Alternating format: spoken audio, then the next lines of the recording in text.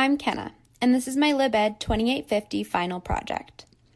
In this course, we have covered formalist schooling, Western schooling, and other alternative approaches in education. From this, we can ask ourselves, how should we best educate children? Well, let's start with the issue of engagement. In 2012, Gallup student polls surveyed nearly 500,000 students in grades 5 through 12 from more than 1,700 public schools. They found that nearly 8 in 10 elementary students who participated in the polls are engaged with school. By middle school, that falls to about 6 in 10 students. And by high school, only 4 in 10 students qualify as engaged. For each year that a student progresses in school, they should be more engaged, not less. Students' engagement at school has emerged as a critical factor across hundreds of dropout prevention and recovery programs in the United States. Most researchers believe that dropout is not an instantaneous event, but rather a long process of disengagement from school. Regardless of grade level, fully engaged students tend to earn higher grades, perform better on tests, report a sense of belonging, set or respond to personal goals, and persist on meaningful tasks. So, engagement is obviously what we should be looking for. In order to understand the best way to educate children, we must first look at the students that our current system is failing. With less than half of high school students saying that they find their learning motivating, relevant, and interesting, how can we get these students to be engaged in their learning? Well, giving students choice and control in their education has been linked to increased motivation, engagement, and student achievement. So perhaps we should reformulate our question.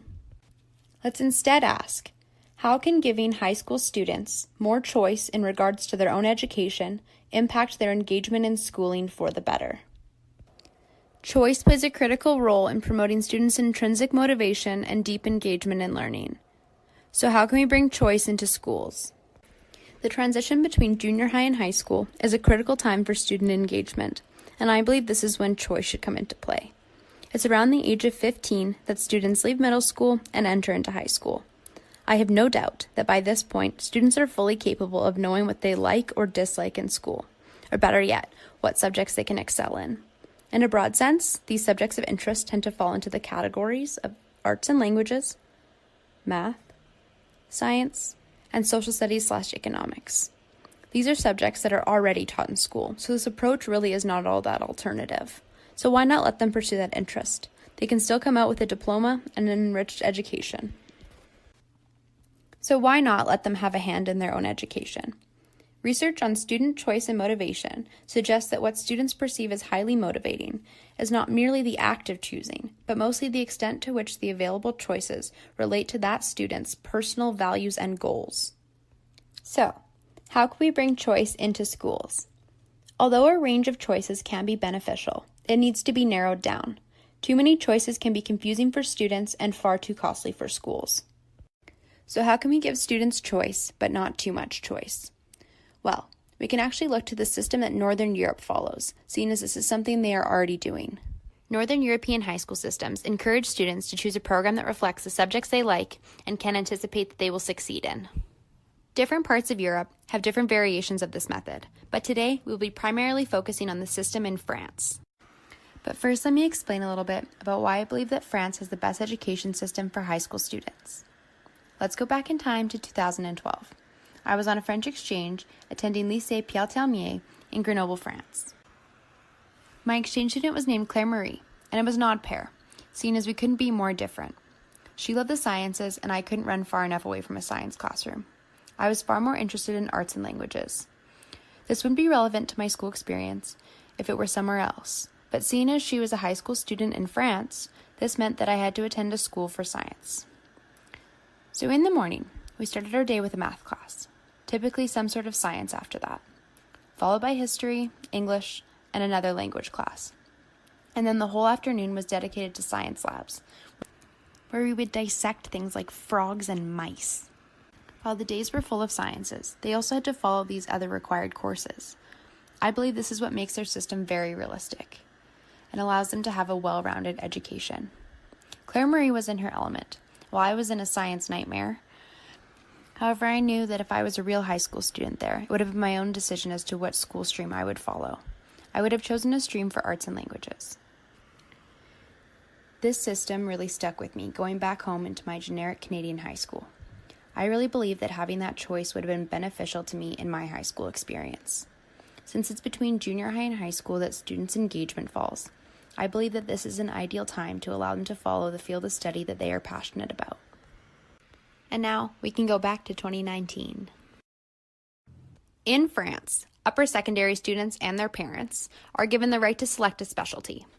They are given the choice of 4 academic lines: literature and languages, economics and social science, mathematics and physical sciences, and biology. Some districts also provide the option of schools for students with interests in the trades. This keeps the vocational students in school and allows the purely academic go straight to university programs to set higher academic standards than would otherwise be possible. Students are not trapped within their choices. If the program turns out to be too difficult or poorly taught, transfers to a more appropriate program are arranged. This offers students a lot more choice than students in Canada and the United States, who typically attend the public school in their district and get to select 1 to 2 individual courses a day. French students getting to pick their programs of study and schools is a whole different cat. Getting to pick which school and specialization effectively sets a specific learning goal. Working towards a specific and difficult goal leads to greater effort and performance. If the student picked that specific track, they are likely to feel more responsible for the outcome. One size fits all is not meant for high school education. Students have diverse interests, diverse talents, and diverse learning styles. The labor market is similarly diverse in the skills and talents that it seeks. French and other Northern European school systems allow for students to have a choice in how their own education will go, which is important because, as we learned before, choice promotes engagement.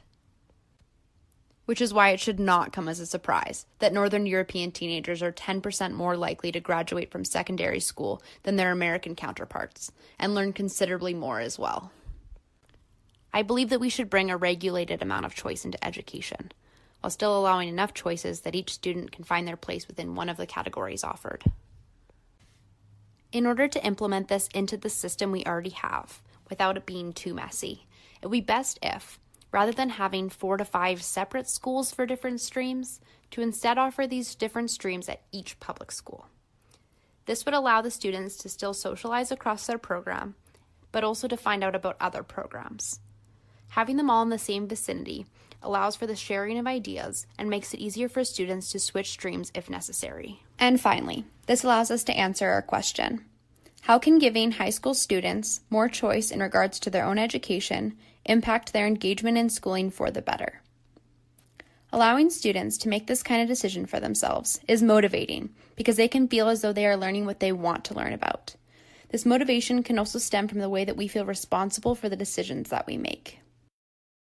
So to conclude, choice does a lot of good in schools. Choice and engagement go hand in hand, and I believe that implementing this system into high schools is the best way to get high school students engaged in school again. Thanks for watching.